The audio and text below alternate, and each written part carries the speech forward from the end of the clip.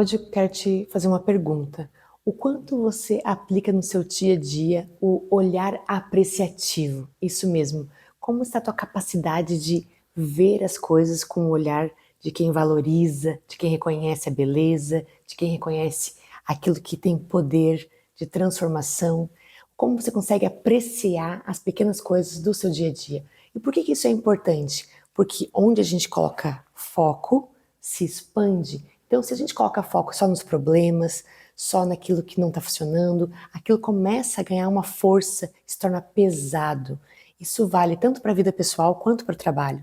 Se no trabalho você tem como líder a tendência de sempre estar criticando as pessoas, vendo o que de repente faltou desenvolver, recebe um relatório, o relatório pode estar excelente, completo, e você percebeu que tem uma coisinha que você queria que está faltando e você focar só ali, você acaba fazendo com que as pessoas entrem num estado, numa energia vibracional pesada.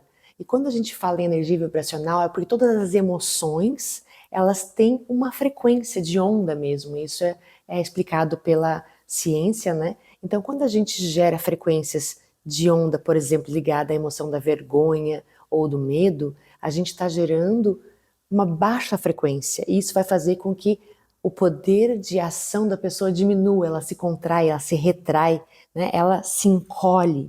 E quando a gente gera ondas de frequência ligadas às emoções, de gratidão, de alegria, de amor, a gente tem ondas muito mais amplas e essas ondas fazem com que a gente possa se colocar no mundo com muito mais segurança, presença, conforto, no sentido de coragem, né, de se expor, de contribuir, de falar, de perguntar.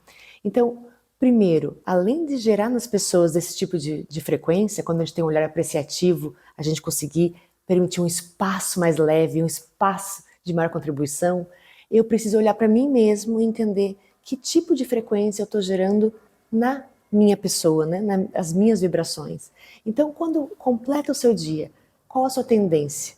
Ver o que não deu certo? Ou você consegue fazer isso de parar e olhar, nossa, hoje no dia teve isso que foi bom, teve isso que foi bom, e por que foi bom, né? Ah, foi bom almoçar com tal pessoa, por quê? Porque isso me conectou com parte da minha essência que estava um pouco de lado, essa pessoa me fez me lembrar de algumas coisas da minha história que foi bacana, porque de repente a gente trabalhou junto num outro lugar, enfim, alguma coisa que ativou em mim.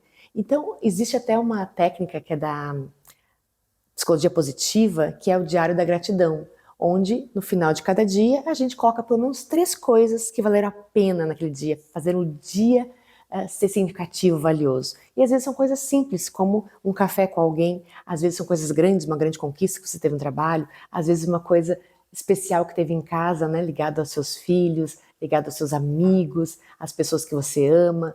E quando a gente reconhece isso e registra, isso tem um poder maravilhoso, porque nos coloca nessa frequência, né, de gratidão, de alegria, de amor, de fluidez.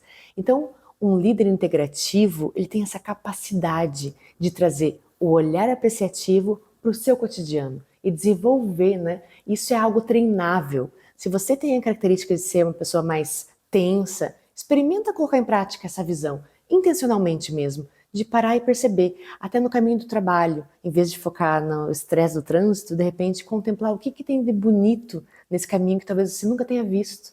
Parar para olhar, às vezes pode ter beleza de cores, apreciar, contemplar. E quando a gente contempla, o que é a contemplação? A contemplação é a experiência direta com aquilo que eu estou vivendo. Então a contemplação, por exemplo, da natureza, é eu perceber as cores, as nuances, os aromas, né?